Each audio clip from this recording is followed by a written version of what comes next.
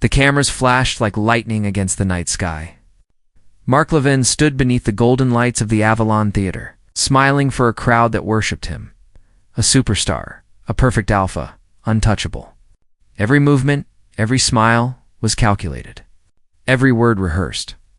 And somewhere behind the glass facade of his fame, there was a ghost he still couldn't forget, Eli Hart, the assistant who had once been his shadow, quiet, efficient, always there with a calm voice and a soft smile.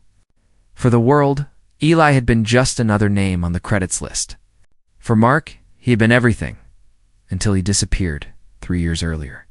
Before the premieres and interviews, their world had been smaller hotel rooms, scripts, morning coffee, and secret glances across crowded sets.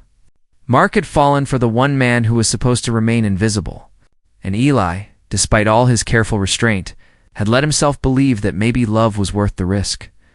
But then came the scandal. The rumors of an alpha star and a male assistant caught together. The studio demanded silence. Marc's publicist demanded denial. And Eli and Omega, who had spent his life hiding behind suppressants, made the hardest choice of all. He left before Marc could say a word. When Eli found out he was pregnant, the world felt like it was collapsing in slow motion. There was no one to call, no one to tell.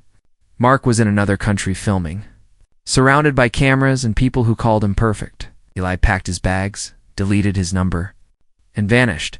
He built a quiet life in a small coastal town, a bookshop by the sea, a home filled with the scent of coffee and the laughter of a small boy with Marc's eyes. He named him Noah. Every night, when the waves touched the shore, Eli whispered stories to Noah about kindness and courage, but never about fame or heartbreak. And every morning, he told himself he had made the right choice. Marc tried to move on. He tried everything, new roles, new cities, new faces, but every time he looked into the lens of a camera, he felt hollow. Eli's absence wasn't silence. It was a wound that refused to heal.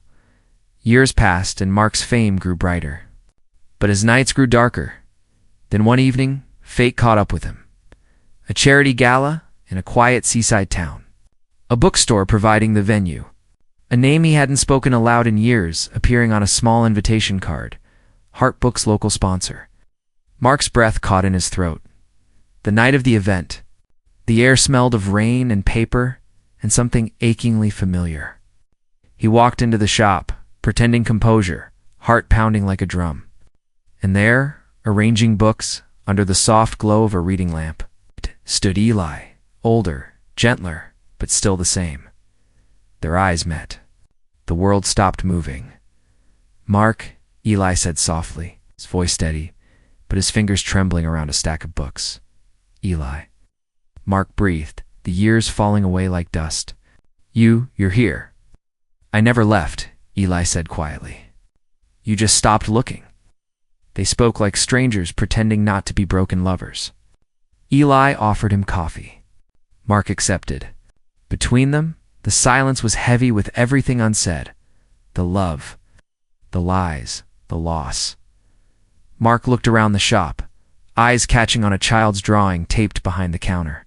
A small house, the ocean, and a tall man with brown hair holding a smaller one's hand. He felt something inside him ache. "Is he?" Marc began. Eli's eyes flickered a storm, a confession waiting to break. But before he could answer, a small voice echoed from the back room. "Papa, I finished my picture." Marc turned and saw him, a little boy with curls the color of honey and eyes that mirrored his own. The world tilted for a long moment. Oh. No one spoke. The boy looked between them with innocent curiosity. Eli knelt beside him, his hand trembling as he brushed a strand of hair from Noah's forehead. "Noah," Eli said softly, "this is an old friend of mine." Marc's voice broke. "He has my eyes." Eli looked away. "Yes." That night, after the gala crowd had gone and the store fell silent again, Marc stood by the window while Eli locked the doors. "Why didn't you tell me?" Marc whispered. "You were surrounded by cameras," Eli replied. "I couldn't ruin your career. The world wouldn't have forgiven you for loving an Omega assistant, let alone having a child with one. Marc turned, his eyes wet but fierce. I would have chosen you. Every time. Eli shook his head. You say that now? But back then, when they told you to deny us, you stayed silent. The silence that followed wasn't empty. It was raw, alive, filled with every regret that had ever lived between them. Noah woke later that night, wandering sleepily into the room. Marc knelt down, smiling through the ache in his chest. Hey, buddy, he said softly. You like drawing? Noah nodded shyly. Marc smiled. Maybe next time you can draw 3 people instead of 2. The boy grinned and ran back to bed, leaving the 2 men staring at each other in the soft lamplight. Days passed. Marc stayed in town longer than planned. He helped Eli around the shop, made breakfast, read stories with Noah, and discovered the quiet life he had once thrown away, and slowly, the walls Eli had built began to crack. One morning, Eli found Marc sitting by the shore with Noah asleep in his lap. The sunlight made them both look unreal, like a photograph frozen in time. Marc looked up, his voice low. You know what hurts the most? I didn't lose my career, Eli. I lost you. And I'd trade every red carpet in the world to get this back. Eli's breath caught. He sat beside him, the ocean stretching endlessly before them. For the first time in years, they didn't need words.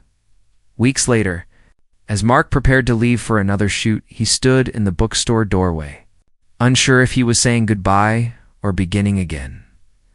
I don't want to lose you twice, he said finally. Eli smiled faintly. Then don't. Marc reached for him gently, carefully, like touching a memory made real again. Eli leaned into the touch, the weight of years melting between them. Come home, Marc, whispered, both of you. And for the first time in forever, Eli said yes. Months later, the cameras flashed again. Marc stood on the red carpet, but this time, he wasn't alone.